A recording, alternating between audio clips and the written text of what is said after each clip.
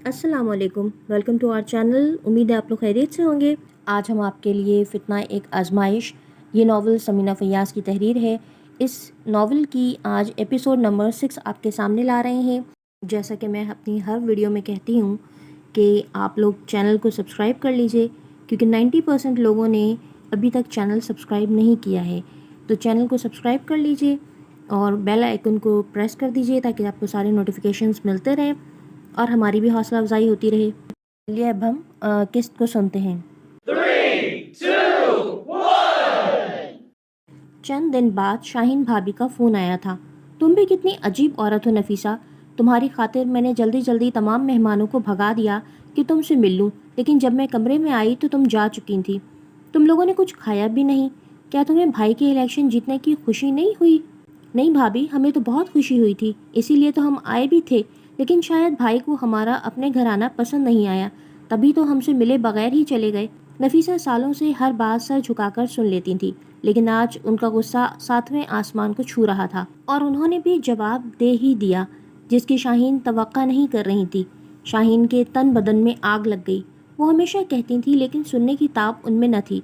ये किस अंदाज में बात कर रही हो तुम मुझसे? शाहीन की ज़बान से मिठास का सारा जायका हट चुका था और अब लहजे में सिर्फ कड़वाहट भरी हुई थी। हमने हमेशा तुम्हारा मान बढ़ाया है। लोग तो अपने गरीब रिश्तेदारों से मिलना तक पसंद नहीं करते, पर हमने तुम्हें अपनी पलकों पर बिठाया है।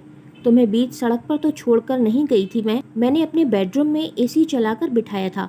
टीवी वहाँ चल रहा था, नौकर खाने का सामान भी लाया था।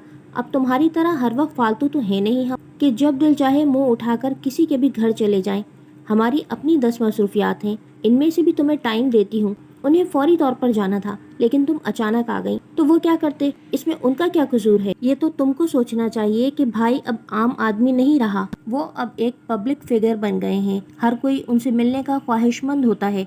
भाभी, मैं हर एक नहीं हूँ, मैं उनकी सगी बहन हूँ, और मैं हर एक के घर मुंह उठाकर नहीं चली जाती। वो मेरे बाप का घर है जिसमें मैं आई थी। मालूम नहीं ये जुमले उनकी ज़बान से कैसे अदा हो गए, जिसके बारे में कभी नफीसा ने नहीं सोचा था। गुस्सा था या अपनी हतक का एहसास, उनकी ज़बान फिसलती ही चली गई। दिल के जख्म छिलते छिलते नासूर बन चुके थे। उन्होंने आज तक कभी उफ भी न की थी। आज जिस दौलत पर वो इतना इतरा रही थी, वो उनके बाप की जायदाद थी, जिसके किरायों से इतना बड़ा एम्पायर और प्रॉपर्टी खड़ी कर ली थी। अगर वक्त पर नफीसा को उनका हिस्सा मिल जाता तो आज वो भी करोड़पति ना सही, लेकिन लखपति जरूर होती। और आज उनकी बेटी कहती है कि ये हमारे जानने वाले हैं, कुछ लेने आए होंगे। हमने तो अपना हक भी छोड़ रखा है, हम क्या लेंगे आपसे?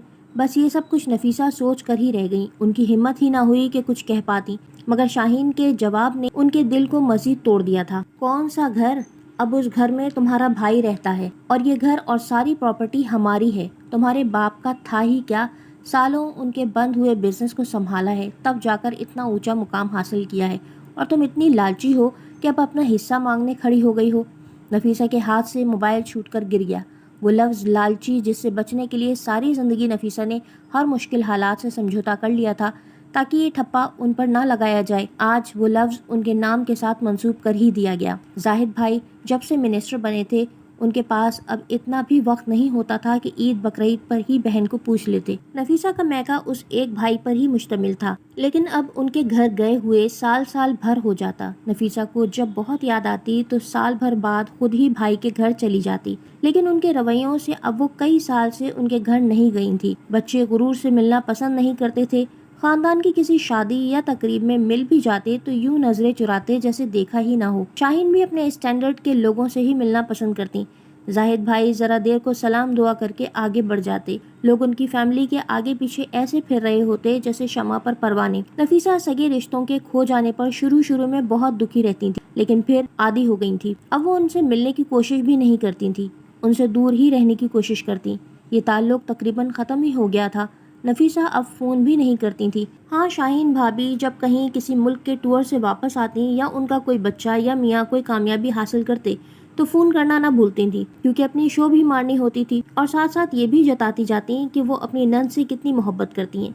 شاہین کو ان سب پارٹیز اور ہلے گلے میں بہت مزہ آتا تھا. لوگ انہیں اہمیت دیتے تھے اور ان کی ہر طرح کی شیخیوں پر واہ واہ کرتے تھے اور ایسے ظاہر کرتے تھے کہ ان سے زیادہ کوئی اہم نہیں. تو ان کی بتی سی بند ہی نہیں ہوتی تھی. انہیں مختلف کمپلیمنٹ ملتے کہ وہ اتنی خوش اخلاق ہیں، ہر وقت مسکراتی رہتی ہیں، جسے سن کر ان کا دل خوش ہوتا رہتا. مختلف فنکشنز میں ان کی شرکت کو اپنے لیے اعزاز مانتے ہوئے ان کو اہمیت دیتے تھے اور وہ ایسی تقریبات کی مہمان خصوصی بن کر خوشی سے پھولے نہیں سماتی تھی. ساری زندگی ایک مڈل کلاس طبقے سے تعلق رہا تھا، لیکن اب پیسے کی فراوانی نے ان کے شوق بھی مختلف کر دیے تھے. وہ ایک منسٹر کی بیگم تھی، کسی قسم کی ٹینشن نہ تھی. اب انہوں نے نفیسہ سے بات کرنا بھی چھوڑ دیا تھا، کیونکہ اب انہیں نفیسہ جیسی بہت سی خواتین مل گئی تھیں جن سے وہ اب اپنے پیسے کا روب جھاڑتی اور شیخیاں بھگاڑتی. ان کی کٹی پارٹیز اب ہر دوسرے دن ہوا کرتی. سوشل سرکل کے بڑھنے پر زاہد بھی بہت خوش تھے. ان کے پولیٹیکل سرکل میں ان کی بیوی کی خوش اخلاقی کی وجہ سے ویلیو بڑھ رہی تھی. عروبہ اور دونوں بیٹوں پر شاہین بھابی اور زاہد بھائی کی توجہ کم ہوتی جا رہی تھی.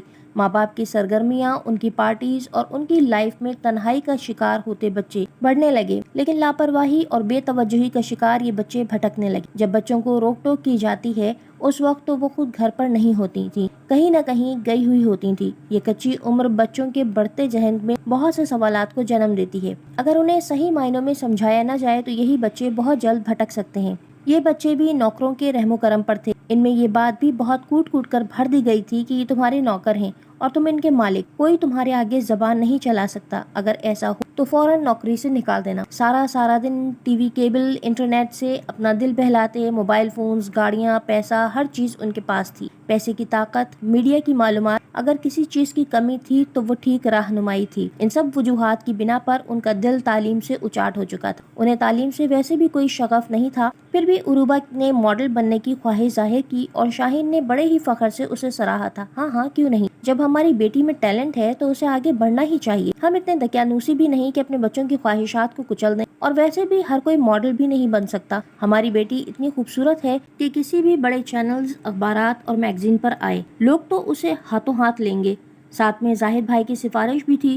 شہرت کا نشہ اور یہ کچی عمر اس کے دل و دماغ پر غرور سوار ہو گیا تھا. پھر ماں کی تعریفیں، وہ چھوٹے بھائیوں کو کوئی اہمیت ہی نہیں دیتی تھی. عروبہ جلد ہی ترقی کرتی چلی گئی اور مختلف ٹی وی چینلز، اخبارات اور میگزینز کی زینت بننے لگی. بہن کو جب گھر میں اتنا سراہا جاتا تو بھائی بھی ایسی ہی لڑکیوں کی جانب متوجہ ہوتے، اسی فیلڈ کو اچھا سمجھنے لگے. عروبہ کی سہیلیاں اور دوست اچھے لگنے لگے. اب عروبہ کئی دن کے لیے مختلف شہروں میں شوٹنگ کے لیے جانے لگی. ماں باپ گھر پر ہوتے تو معلوم ہوتا کہ ان کی بیٹی کہاں ہے، اس لیے وہ بھی اس کے سرگرمیوں سے ناواقف تھے. میٹرک کے امتحانات ہو چکے تھے. انس ان دنوں فارغ تھا، جبکہ زورین بھی امتحانات کے بعد فارغ ہی تھا. زورین اور انس کے ایک مشترکہ دوست شاکر نے سارے دوستوں کے ساتھ مری جانے کا پروگرام بنایا تھا اور ان دونوں کی پہلی ملاقات اسی پکنک پوائنٹ پر ہوئی تھی. وہ سب لوگ لاہور سے مری جا رہے تھے.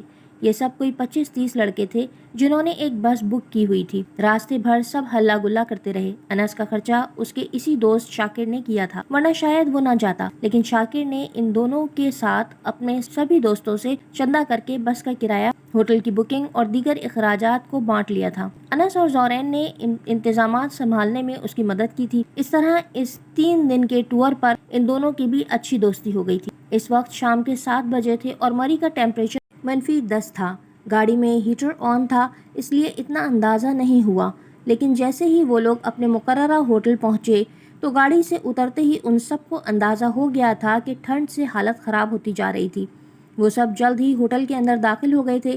اندر کا درجہ حرارت بڑے ہیٹر جلنے کی وجہ سے قدرے بہتر تھا. سب جلد سے جلد فریش ہو کر کھانے کے لیے ڈائننگ ہال پہنچے. سبھی اس برف باری کو انجوائے کر رہے تھے. اس خوبصورت سرد موسم میں اکثر فیملیز بھی آتی ہیں اور کئی نیولی میرڈ کپلز بھی تھے جو ڈائننگ ہال میں اپنے کھانے کو انجوائے کر رہے تھے. ہوٹل سے باہر ہر طرف برف کی سفید چادر بچھی ہوئی تھی. انس اور زورین شاکر کے ساتھ بیٹھے تھے اور چونکہ یہ دونوں ہی ان میں سے کسی کو نہیں جانتے تھے تو اکثر ایک دوسرے سے باتیں کر کے اپنے اس پکنک ٹائم سے لطف اندوز ہو رہے تھے. ان سب سے بھی ان کی اچھی بات چیت ہو چکی تھی. سب کھانا کھا کر اپنے کمروں میں سونے چلے گئے تھے. کوئی 6 کمرے بک کیے گئے تھے.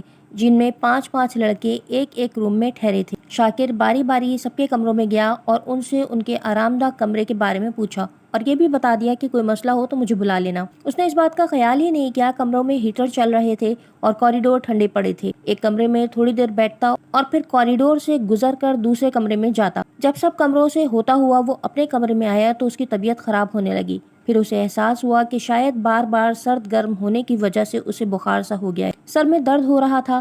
وہ چونکہ زورین اور انس کے کمرے میں ہی تھا اور وہ لوگ سارا دن کے سفر اور تھکن سے سو گئے تھے، اس لیے اس وقت وہ لحاف میں دبک کر لیٹ گیا۔ لیکن آدھی رات کو اس کی طبیعت زیادہ خراب ہونے لگی۔ اسے الٹیاں ہو رہی تھی۔ اس کی آواز سے انس اور زورین جاگ گئے تھے۔ انس شاکر کے پاس ہی رک گیا تھا جبکہ زورین ڈاکٹر کو معلوم کرنے کمرے سے باہر نکلا۔ مینیجر اور دیگر اسٹاف بھی سو چکے تھے، بس ایک اسٹاف کا لڑکا جاگ رہا تھا جس سے زورین نے کسی ڈاکٹر کو معلوم کیا۔ اس نے بتایا کہ اس وقت تو مشکل ہے، ہمارے ہوٹل میں ایک ایڈ بنانے والوں کی ٹیم آئی ہوئی ہے جن کے ساتھ ایک ڈاکٹر صاحب ہیں، وہ اس ایڈورٹائزنگ ایجنسی میں بھی کام کرتے ہیں، میں ان سے معلوم کرتا ہوں، شاید وہ آپ کی کچھ مدد کر سکیں۔ زورین اس لڑکے کے ساتھ ڈاکٹر کو بلانے چلا گیا۔ وہ ڈاکٹر رات کے اس پہر جب پورا ہوٹل سو رہا تھا کمروں کے پچھلے کوریڈور میں موجود تھا جو شیشے سے پیک تھا، مگر اس وقت اس کے ساتھ ایک لڑکی موجود تھی جس کے ساتھ وہ کھڑا باتیں کر رہا تھا۔ زورین کو اس کوریڈور میں داخل ہوتے ہی قدرے تاریکی اور سناٹے میں ان دونوں کی موجودگی کچھ عجیب سا احساس ہوا۔ خیر وہ نظر انداز کرتا اپنے دوست کے لیے بات کرنے آگے بڑھ گیا۔ جب اس کا ڈاکٹر سے تعارف ہوا، السلام علیکم، آپ ڈاکٹر ہیں؟ زورین نے مصافحہ کرنے کے لیے ہاتھ بڑھاتے ہوئے پوچھا۔ جی میں ڈاکٹر کامران حمزہ ہوں۔ پھر وہ لڑکی کی جانب متوجہ ہوا اور اس سے کہا، چلو بیبی اب آپ بھی سو جاؤ، بہت دیر ہو گئی ہے۔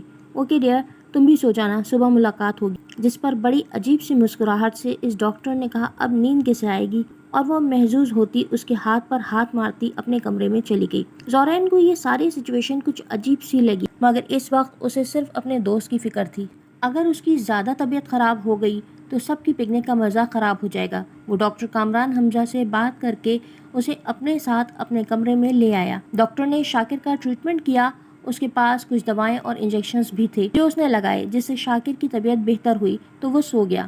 اگلے دن انہیں صبح مری مال روڈ کے انڈر گراؤنڈ حصے میں بنی مارکیٹ میں جانا تھا۔ شاکر کی طبیعت کے پیش نظر انس ایک بار پھر اس کے ساتھ کمرے میں رک گیا تھا۔ انس کو اس بات کا بھی خیال تھا کہ اس کا بھی سارا خرچہ شاکر نے ہی کیا ہے، اس لیے بھی وہ زیادہ شاکر کی فکر کر رہا تھا۔ لڑکے شوخیاں شرارتیں کرتے، اچھلتے کودتے پوری مال روڈ پر پھیل گئے تھے۔ سبھی اپنے گھر والوں کے لیے کچھ نہ کچھ خرید رہے تھے۔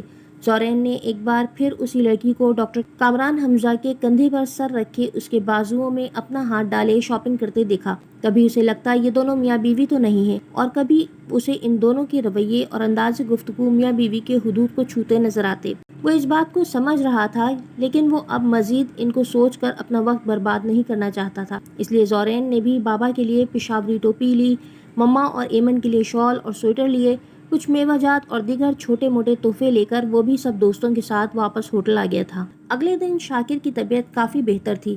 صبح وہ سب تازہ دم ہو کر پیٹریاٹا کے لیے نکل گئے تھے۔ وہ سب دوست برف کے گولے بنا کر ایک دوسرے کو مار رہے تھے۔ کچھ دوست اسنو مین بنا رہے تھے تو کچھ نیولی میرڈ کپلز پر اپنے خصوصی تبصرے کر رہے تھے اور خوب انجوائے کر رہے تھے۔ کچھ لڑکے ہارس رائڈنگ کرنے لگے، کچھ سگریٹ پی کر سردی کے احساس کو کم کر رہے تھے۔ سب ساتھ میں تصویریں بھی بنا رہے تھے۔ کچھ نے لفٹ چیئر پر قبضہ کر لیا تھا۔ جب زورین کی نظر اس منظر پر پڑی، رات والی وہی لڑکی انتہائی چست کپڑوں میں ملبوس تھی۔ ڈاکٹر کامران حمزہ اب ایک ماہر پروڈیوسر کے روپ میں اس ایڈ کی شوٹنگ کروا رہا تھا جس میں وہی لڑکی ایکٹنگ کر رہی تھی اور کچھ ایسی اداؤں سے اس جوس کا ایڈ کرتے ہوئے پی رہی تھی کہ ہر مرد اس کی اس ادا پر فدا ہو جائے۔ زورین پھر سے اپنے دوستوں کے ساتھ کھیلنے لگا جب کچھ لڑکوں نے اس لڑکی پر آوازیں کسنا شروع کر دیں۔ زورین دل میں سوچ رہا تھا، ظاہر ہے جب یہ لڑکی اپنے لباس اور اپنے انداز سے خود کو دوسروں کے سامنے پیش کرے گی تو یہ تو ہوگا۔ وہ شاکر کے پاس آ گیا تھا جہاں انس بھی اس کے ساتھ ہی بیٹھا تھا۔ یہ لوگ شوٹنگ کے مقام سے کافی دور تھے اور ایک پتھر پر بیٹھے برف سے ڈھکی وادی کا نظارہ کر رہے تھے۔ اب کیسا محسوس کر رہے ہو؟ اب کچھ بھوک لگی؟ کچھ کھانے کو لا دوں تمہیں؟ نہیں یار اب تو سیٹ ہوں، چلو اچھا ہے۔ وہ سب پورا دن مستی ہلا گلا کرتے رہے، کھاتے اور کھیلتے۔ کب پورا دن گزر گیا معلوم ہی نہیں ہوا۔ اس ٹھنڈے موسم میں کئی لڑکوں نے اسے بھی سگریٹ کی آفر کی لیکن اس نے 7ویں کلاس میں ہی بابا سے وعدہ کر لیا تھا کہ کبھی سگریٹ نہیں پیے گا اور اسے اس کا پاس رکھنا تھا۔ اس لیے صاف انکار کر دیا۔ وہ سب لوگ لوٹ آئے تھے اور آج سب ہی بہت تھک کر سونے لیٹ گئے تھے جب اچانک کمرے میں ٹھنڈ بڑھنے لگی۔ وہ سب تو گہری نیند سو رہے تھے لیکن زورین کی آنکھ کھل گئی تھی۔ اس نے غور کیا تو اندازہ ہوا کہ کمرے کا ہیٹر کام نہیں کر رہا۔ وہ اپنی جیکٹ پہن کر کمرے سے باہر آ رہا تھا جب انس بھی جاگ گیا۔ چلو میں بھی تمہارے ساتھ چلتا ہوں۔ انس بھی اس کے ساتھ چلنے کے لیے جیکٹ پہن کر کھڑا ہو گیا۔ وہ دونوں ہوٹل کے کسی اسٹاف سے اس بارے میں بات کرنے کے لیے ڈھونڈنے لگے لیکن ریسیپشن اور پھر اسے پورے کوریڈور میں کوئی نظر نہ آیا تو وہ ڈائننگ ہال تک چلا گیا جہاں آج بھی وہی لڑکا جاگ رہا تھا جو کل وہاں موجود تھا۔ زورین نے اسے کمرہ تبدیل کرنے کے لیے کہا یا پھر ہیٹر کو ٹھیک کروا دیں یا کوئی دوسرا ہیٹر دیں۔ ویٹر نے کہا ٹھیک ہے، اس وقت تو ٹھیک نہیں کروا سکتا، کمرہ بھی کوئی نہیں ہے، ایک خالی تو ہے لیکن وہ بھی بک ہے، وہ لوگ کسی بھی وقت آ سکتے ہیں، پھر میں کیا کروں گا؟ اس لیے آپ کو ایک ایکسٹرا ہیٹر دے دیتا ہوں، صبح تک آپ کے روم کا ہیٹر ٹھیک کروا دوں گا۔ ٹھیک ہے، زورین اور انس نے اس کی بات سے اتفاق کیا اور تینوں ڈائننگ ہال کراس کرتے ہوئے پچھلے کوریڈور سے گزر رہے تھے جب اچانک ایک کمرے کا دھڑ سے دروازہ کھلا اور وہی لڑکی جو کل رات ڈاکٹر کے ساتھ کھڑی تھی بدحواسی کے عالم میں کمرے سے باہر نکلی اور تقریباً بھاگتی ہوئی ان دونوں کے پاس آ کر رکی۔ میری مدد کریں، مجھے بچا لیں، وہ ابھی یہ کہہ ہی رہی تھی جب وہی ڈاکٹر کامران حمزہ صاحب بھی کمرے سے برآمد ہوئے۔ اروبہ باجی کو دیکھ کر حیران رہ گیا۔ وہ ابھی معاملے کو سمجھنے کی کوشش ہی کر رہا تھا کہ اروبہ بھی اسے پہچان چکی تھی۔ انس، تم انس ہو نا؟ پلیز مجھے بچا لو۔ ڈاکٹر بنا رکے اروبہ کی جانب بڑھ رہا تھا۔ اس کی حالت سے صاف ظاہر ہو رہا تھا کہ وہ نشے میں ہے۔ بہکتے اور لڑکھڑاتے قدم اس کا ساتھ نہیں دے رہے تھے۔ یہ منظر دیکھ کر وہ تینوں سارے معاملے کو سمجھ چکے تھے۔ زورین نے اروبہ سے کہا آپ اپنے کمرے میں جائیں اور اندر سے لاک کر لیجیے گا۔ مگر کیسے؟ یہ میرا ہی تو کمرہ ہے جس میں یہ گھس آیا تھا، وہ گھبرا کر کہہ رہی تھی۔ اب وہ کمرے سے باہر ہے، آپ جائیں، انس بہت سنجیدگی اور کرختگی سے کہہ رہا تھا۔ اروبہ اس ڈاکٹر سے ذرا فاصلے سے گزرتی ہوئی اپنے کمرے کی جانب بڑھنے لگی لیکن وہ اسے راستے میں پکڑ لینا چاہتا تھا۔ زورین نے ایک زور کا مکہ اس کے چہرے پر مارا اور وہ منہ کے بل زمین پر گر پڑا اور پھر ان تینوں نے اسے اٹھا کر جو بے ہوش ہو چکا تھا اس کے کمرے میں پہنچایا۔ صبح سب کچھ نارمل تھا۔ اروبہ اب تک کمرے میں بند تھی جبکہ ڈاکٹر بھی منہ پر ایک نیلے نشان کے ساتھ کمرے سے باہر آ چکا تھا اور اپنی ٹیم کے ساتھ یوں بیٹھا تھا جیسے کوئی بات ہوئی ہی نہیں ہے۔ زورین اور انس ڈائننگ ہال میں اپنے دوستوں کے ساتھ پہنچے تو کوئی ڈاکٹر سے پوچھ رہا تھا یہ تمہارے چہرے پر نشان کیسے پڑا؟ وہ مزے سے ہنس رہا تھا۔ بس یار، خوبصورت لوگوں کو جلد نظر لگ جاتی ہے۔ کل رات نیند نہیں آ رہی تھی، ہوٹل سے باہر ٹہلنے گیا، چکنی برف پر میرا پیر پھسل گیا اور میں گر گیا۔ اس کی نظر زورین اور انس پر پڑی تو اس کے چہرے کی مسکراہٹ ختم ہو گئی اور زورین دل میں سوچ رہا تھا جی ڈاکٹر کامران حمزہ صاحب، ہم نے بھی دیکھا تھا، آپ واقعی بہت گر گئے تھے۔ اروبہ کمرے سے باہر نکل کر ڈائننگ ہال میں آئی تو بہت نارمل لگ رہی تھی۔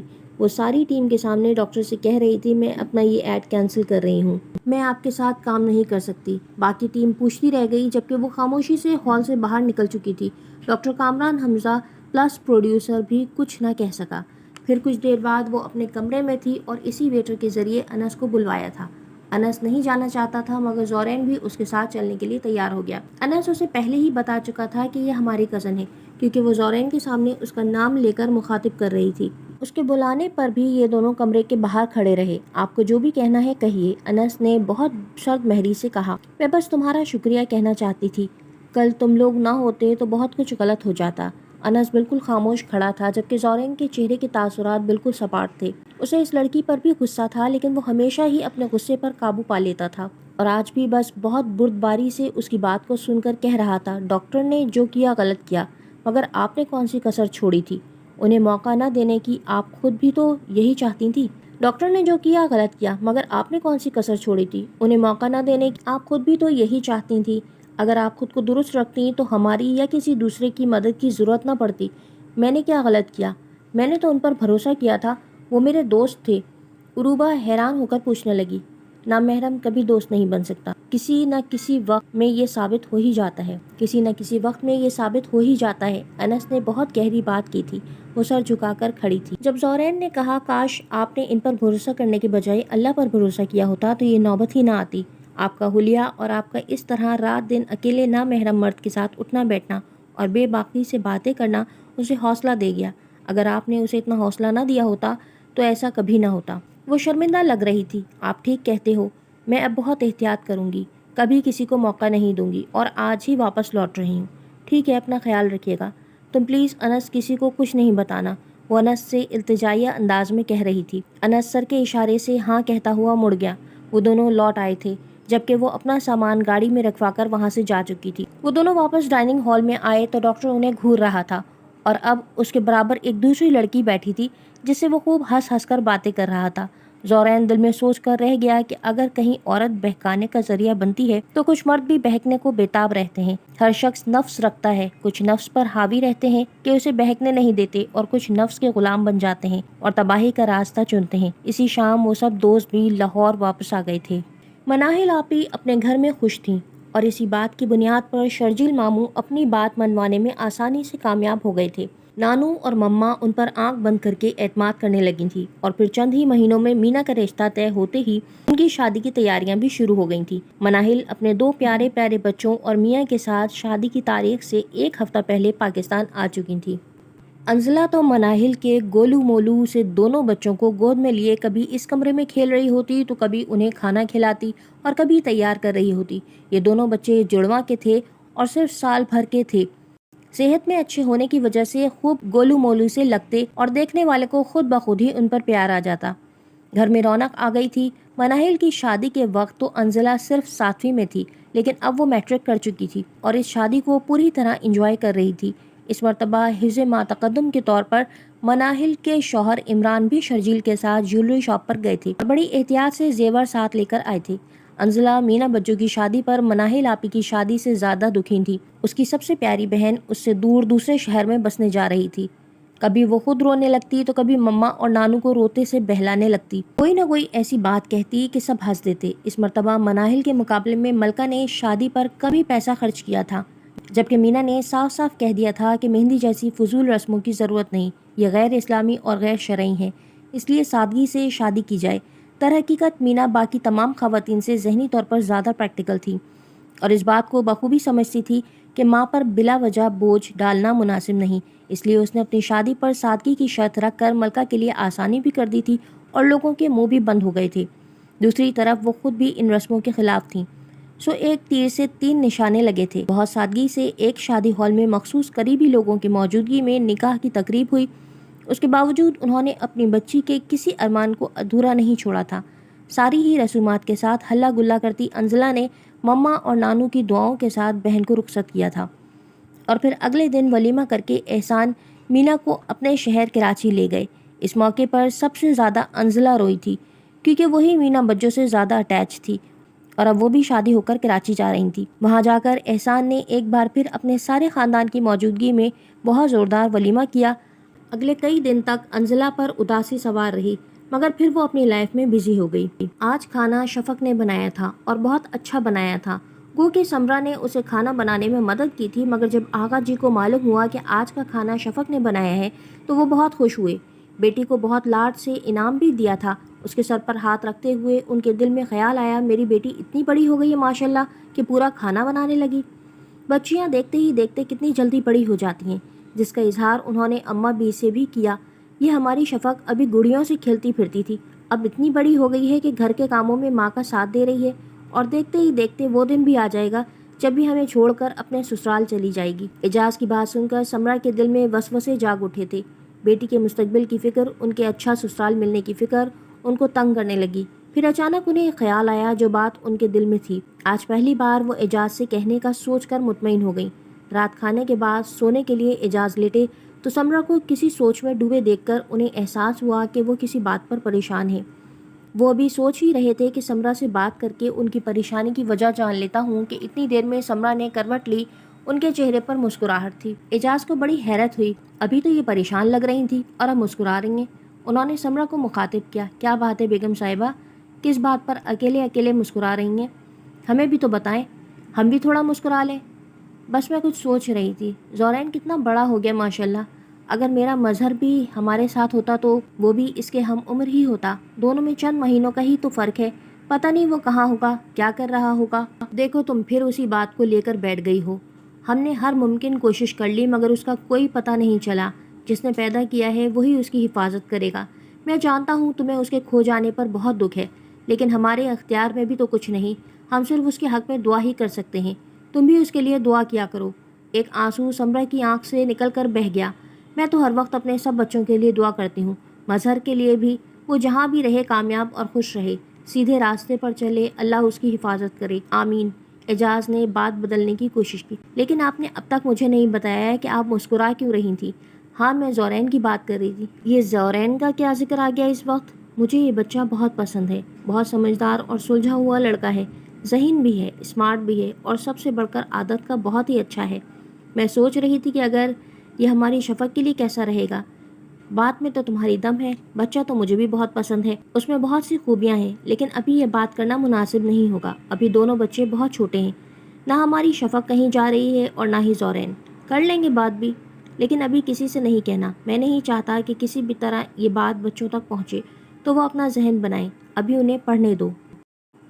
زورین نے بابا سے بائک کی فرمائش کی تھی، جس پر وہ خوشی سے راضی تو ہو گئے تھے، لیکن ان کے دل میں اس سواری سے متعلق کچھ شکوک و شبہات بھی تھے، اس لیے اب تک اسے اجازت نہیں دی تھی۔ انٹر کرتے ہی زورین کو بائک چلانے کی اجازت مل گئی تھی۔ ویسے تو وہ چھپ چھپ کر 8ویں جماعت سے ہی بائک اور گاڑی دونوں ہی چلانا سیکھ گیا تھا، لیکن طاہر نے پابندی لگائی ہوئی تھی، اس لیے کسی جاننے والے کے سامنے ظاہر کرنے سے ڈرتا تھا۔ لیکن انٹر کرتے ہی جب طاہر نے اسے نہ صرف بائک دلا دی تھی بلکہ اسے سمجھایا بھی تھا کہ یہ بہت خطرناک سواری ہے، اس لیے بہت احتیاط سے چلانا، بھلے تم سواری کی دعا پڑھ لیتے ہو اور بے شک اللہ تمہاری حفاظت کرتا ہے، لیکن اس نے تمہیں عقل بھی دی ہے جس کا استعمال تمہارے ہاتھ میں ہی ہوتا ہے۔ اگر تم تیز چلاؤ گے یا کرتب دکھانے کی کوشش کرو گے تو بہتر ہے کہ اسے استعمال نہ کرو۔ اس کوشش میں ہنستے کھیلتے ہزاروں جانیں جا چکی ہیں، اور میری نظر میں یہ عمل خودکشی کرنے کے مترادف ہے، اس لیے تم مجھ سے وعدہ کرو کہ کوئی بھی کرتب کرنے کی کوشش نہیں کرو گے۔ اور اس نے چپ چاپ وعدہ کر لیا تھا۔ بائک لے کر وہ اپنے کالج کے دوستوں کے درمیان موجود تھا، اور ان میں سے کئی لڑکوں کے پاس بائکس تھیں، کچھ اپنے بھائیوں اور والد کی بائک بھی استعمال کرتے تھے۔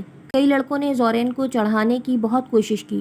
ہفتے کی شام ریس کورس گراؤنڈ کے پاس ایک ریس ہے، اس میں حصہ لینا ہے، وہاں جیتنے والے کو اچھی خاصی رقم بھی ملے گی، لیکن اس نے صاف انکار کر دیا تھا، جبکہ 3 دوست اس ریس کے لیے تیار ہو گئے تھے۔ دوستوں کے کہنے پر انس اور زورین ریس دیکھنے تو آئے تھے، لیکن اس میں حصہ نہیں لیا تھا۔ آخری لمحے تک وہ زورین کا مذاق اڑاتے رہے، یہ کہاں زندہ دلانے لاہور میں پیدا ہو گیا، یہ تو بزدل ہے، ان شیروں سے کیسے مقابلہ کرے گا؟ مگر زورین کے چہرے پر مسکراہٹ یوں ہی قائم رہی، وہ مسکراتے مسکراتے ان کو انکار کرتا رہا۔ تم لوگ مجھے بزدل کہو یا عقل مند، میں نے بابا سے وعدہ کیا ہے، اس لیے کسی بھی قسم کی حماقت کا حصہ نہیں بن سکتا۔ ریس شروع ہوئی، ایک لیپ، دوسرا لیپ، اور تیسرے لیپ میں اس کے ایک دوست کا بیلنس برقرار نہ رہ سکا، وہ لڑکتا ہوا فٹ پاتھ کے کنارے سے جا ٹکرایا، اور دیکھتے ہی دیکھتے زخمی حالت میں سڑک کے کنارے پڑا تڑپ رہا تھا۔ فوری طور پر اسپتال لے جایا گیا، اس کی کمر میں زیادہ چوٹ آئی تھی۔ آپریشن کے بعد جب زورین اور انس اس سے ملنے اسپتال گئے تو انہیں معلوم ہوا کہ اب ان کا دوست ہل بھی نہیں سکتا، اس کی ریڑھ کی ہڈی میں اتنی شدید چوٹ لگی تھی کہ ساری زندگی کے لیے مفلوج ہو گیا تھا۔ زورین اور انس اس حادثے سے بہت دکھی تھے۔ آج وہی دوست انعام کہہ رہا تھا کہ تم سچے شیر ہو جو اپنے بابا کے وعدے کو نبھانا جانتے ہو۔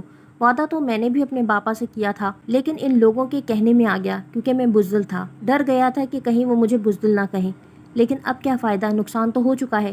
اس حادثے کے بعد کئی دن زورین نے اپنی بائک کو ہاتھ بھی نہیں لگایا تھا۔ وہ کئی دن تک سوچتا رہا، بہکنے والے دوسروں پر کیوں الزام دیتے ہیں کہ انہوں نے بہکا دیا؟ کیا تم کو اللہ نے عقل نہیں دی کہ تم خود فیصلہ کر سکو؟ صبح 7 بجنے کا الارم بجتے ہی شفق اٹھ گئی۔ کیلنڈر پر نظر پڑتے ہی سنڈے لکھا دیکھ کر جلدی سے اٹھی اور فریش ہو کر ظفر بھائی کو اٹھا رہی تھی۔ ظفر گھبرا کر، یا اللہ خیر کیا ہو گیا؟ ٹائم دیکھتے ہوئے سوچتے ہیں آج تو اتوار ہے۔ شفق کھڑی ہنس رہی ہے، کیا ہوا؟ السلام علیکم ظفر بھائی۔ وعلیکم السلام، کیا ہو گیا؟ سب خیریت ہے؟ تم سنڈے کو اتنی جلدی کیوں اٹھ گئیں؟ سب ٹھیک ہے؟ شفق، جی بالکل ٹھیک ہے سب، پریشانی کی کوئی بات نہیں، مجھے آپ سے کام تھا۔ ظفر بھائی جیسے کچھ سمجھ گئے، منہ بنا کر، یار تم سنڈے کو تو سونے دیا کرو۔ شفق، بھائی آپ جلدی سے فریش ہو کر آ جائیں، مجھے آپ سے بہت ضروری کام ہے۔ ظفر بھائی، کام کیا ہے؟ جھنجھلاتے ہوئے۔ شفق، وہ آغا جی نے بلایا ہے آپ کو۔ ظفر بھائی انگڑائی لیتے ہوئے، کہہ دو آغا جی سے آ رہا ہوں۔ ظفر منہ ہاتھ دھو کر آئے تو دیکھتے ہیں آغا جی تو سو رہے ہیں۔ آغا جی کہاں ہیں؟ ظفر شفق سے کہتے ہیں، وہ تو سو رہے ہیں۔ ہاں تو مجھے کام ہے، تو آغا جی کیا کریں گے؟ شفق مسکراتے ہوئے، شفق کی بچی، باز نہیں آؤ گی تم اپنی حرکتوں سے؟ ظفر بھائی کہتے کہتے صوفے پر بیٹھ گئے۔ اب اٹھ ہی گئے ہیں تو پلیز گھر کی سیٹنگ ہی کروا لیں۔ شفق بڑی خوشامدانہ انداز میں کہہ رہی تھی۔ اچھا جاؤ اشر کو بھی اٹھا دو، کہو بھائی بلا رہے ہیں۔ اشر منہ بناتا ہوا آیا۔ کیا ہوا بھائی، کیوں بلا رہے ہیں؟ وہ بھی انگڑائیاں لیتا ہوا آیا۔ تم فریش ہو کر آ جاؤ، پھر ایک کام ہے تم سے، ظفر بھائی بہت سنجیدگی سے کہہ رہے تھے۔ جانا ہے کہیں؟ اشر سوالیہ انداز میں پوچھ رہا تھا۔ نہیں کچھ اور کام ہے، تم آؤ تو صحیح پھر بات کرتے ہیں۔ ظفر اب بھی سنجیدہ تھے۔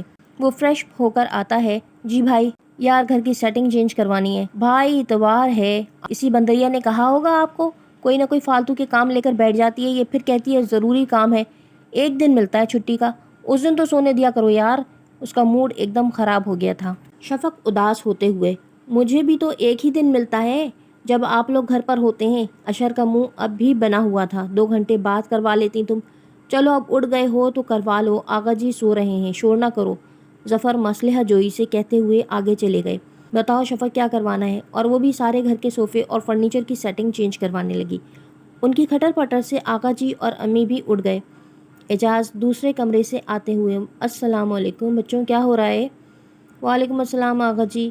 ارے واہ بھائی، آج تو صبح صبح کام شروع کر دیا تم لوگوں نے۔ شفق بڑی اتراتے ہوئے، جی جب سے ٹی وی پر وہ انٹیریئر ڈیکوریشن کا پروگرام دیکھا تھا تب سے سوچ رہی تھی اپنے گھر کو کیسے ڈیکوریٹ کریں۔ اب بتائیں کیسا لگ رہا ہے؟ آغا جی بڑا گہرا جائزہ لیتے، اچھا لگ رہا ہے۔ واہ بھائی، ہماری بیٹی تو انٹیریئر ڈیکوریٹر ہو گئی۔ سمرا جو کمرے میں داخل ہو رہی تھی، انہوں نے بھی حمایت کرتے ہوئے بیٹی کو سراہا۔ ہاں بھائی، ہماری بیٹی ہے ہی اتنی ذہین۔ سب نے سلام کیا۔ وعلیکم السلام۔ واہ یہ صحیح ہے بھائی، سامان اٹھا اٹھا کے کمرے ہماری بول گئی اور تعریفیں اس بندریا کی ہو رہی ہیں۔ ظفر بھائی نے مذاق میں کہا۔ کیا بول گئی آپ کی کمرے؟ شفق کو مستی سوار تھی، اس کا سب کام ہو چکا تھا اور اب اس کا موڈ بہت اچھا تھا۔ یہی بول گئی کہ ہمیں بخشو شفق بی بی۔ جلے کٹے انداز میں اب کی بار جواب اشر کی طرف سے آیا تھا، جو نیند نہ پوری ہونے پر کافی تپا ہوا تھا۔ واقعی بھلائی کا تو زمانہ ہی نہیں ہے، اشر اپنی جھنجھلاہٹ ظاہر کرتے ہوئے کہہ رہا تھا، جبکہ سب ہنس رہے تھے۔ شفق اور اتراتے ہوئے، آئیڈیا تو میرا تھا نا، کیا چیز کہاں رکھنی ہے؟ شاباش ہے بھائی شاباش ہے، صبح صبح سنڈے کو اٹھا دیا، پھر کام بھی کروایا، اور آئیڈیا ان میڈم کا تھا۔ اب تم دینا کوئی آئیڈیا، بتاتا ہوں تمہیں۔ ظفر نے بڑھتی تلخی کو کم کرنے کے لیے ہلکے پھلکے انداز میں بات کو ختم کرنا چاہا۔ اعجاز بات ختم کرتے ہوئے، چلو چھوڑو یہ سب، جا کر ناشتہ بناؤ، ان دونوں کو بھی کھلاؤ، ہمیں بھی بھوک لگ رہی ہے۔ شفق خوشی سے اشر کی زبان چڑھاتے ہوئے، جی آغا جی ابھی بناتی ہوں کہتی کچن کی طرف بڑھ گئی۔ اشر نے آواز لگائی، شفق میرا پروٹین شیک بنا دو۔ ظفر کیوں پیچھے رہتا؟ اور میرے لیے مینگو شیک بنانا، آج میں وہی پیوں گا۔ ان دونوں کی فرمائشیں سن کر چڑنے کی باری اب اس کی تھی۔ وہ بڑبڑ کرتی بلینڈر کیبنٹ سے نکال رہی تھی۔ سنڈے کو بھی چین نہیں ملتا، کوئی ملازمہ ہی رکھ لے۔ کوئی ضرورت نہیں کسی ملازم کی، تم کب سیکھو گی کوئی کام کرنا؟ اس کی بڑبڑاہٹ سن کر کچن میں کھڑی سمرا نے ٹکا سا جواب دے دیا تھا۔ اوف امی سیکھ لوں گی نا۔ لاپرواہی سے ہاتھ جھلاتی وہ امی کو دیکھ رہی تھی، مگر نہ تو سمرا نے ماننا تھا اور نہ وہ مانی، اس لیے مجبوراً شفق کو دونوں بھائیوں کی فرمائشوں کی لسٹ پر غور کرنا پڑا۔ تقریباً ہر سنڈے یہی ایک معمول ہوا کرتا تھا، وہ دونوں اپنے اپنے شیک پی کر واک کرنے نکل جاتے، جبکہ وہ ماما بابا اپنے لیے ناشتہ بنا رہی ہوتی تھی۔ آدھے گھنٹے کی واک اور ورزش کے بعد وہ دونوں واپس آ چکے تھے اور اب ناشتے کی فرمائش کر رہے تھے۔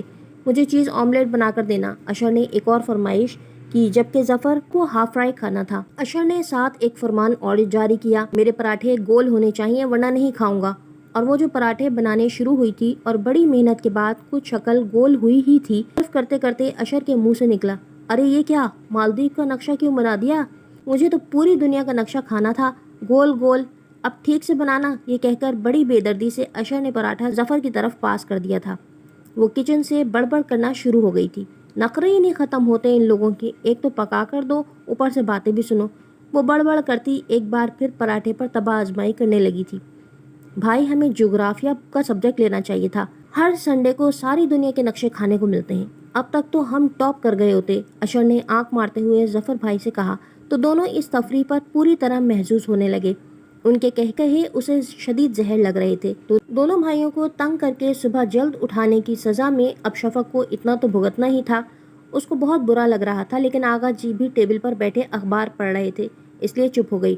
اوہو، میں نے کہا مجھے گول پراٹھا چاہیے، اشر نے منہ بناتے ہوئے کہا، پھر شفق کا منہ لال ہوتے دیکھ کر، اس بار کچھ بہتر ہے، مگر ابھی بھی یہ کوئی چائنا اور کچھ افغانستان سے ملتا ہوا لگ رہا ہے، یہ نہیں چلے گا۔ سو یہ والا پراٹھا بھی ظفر کے خندق میں اترنے کو تیار ہو گیا۔ وہ پراٹھے پر پراٹھے بنائے جا رہی تھی اور یہ دونوں کھائے جا رہے تھے۔ اب تو وہ دونوں مل کر 7 ممالک کے نقشے کھا چکے تھے۔ 8واں بنا کر لائی تو غصے سے اس کا منہ لال ہو رہا تھا۔ دراصل پراٹھے بنانے سے زیادہ ان پراٹھوں پر ہونے والے بقیے ادھیڑتے شوخ تبصرے اسے اندر تک کھولا رہے تھے، لیکن صرف آقا جی کے لحاظ میں اب تک چپ تھی۔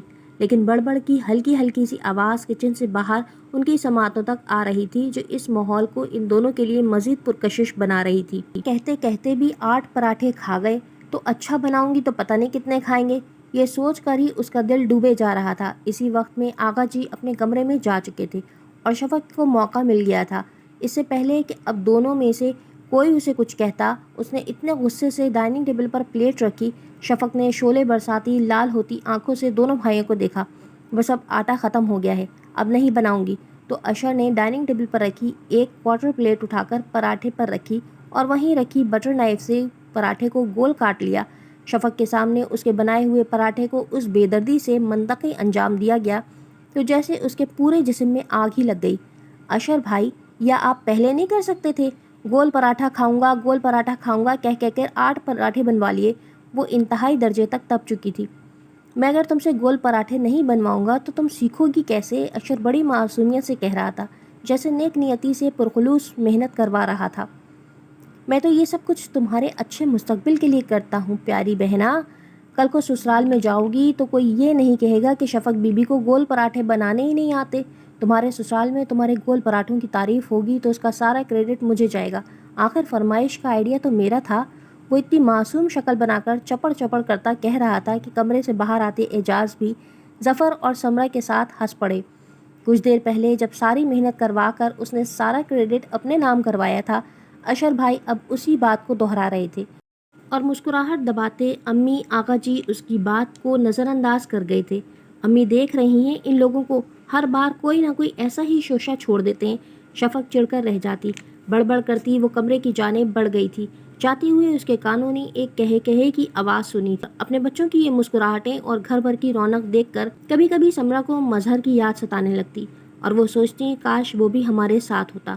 سب ناشتہ کر کے اپنے اپنے کاموں پر چلے گئے تھے، جبکہ سمرہ اپنے بستر پر آ کر لیٹ گئی تھی۔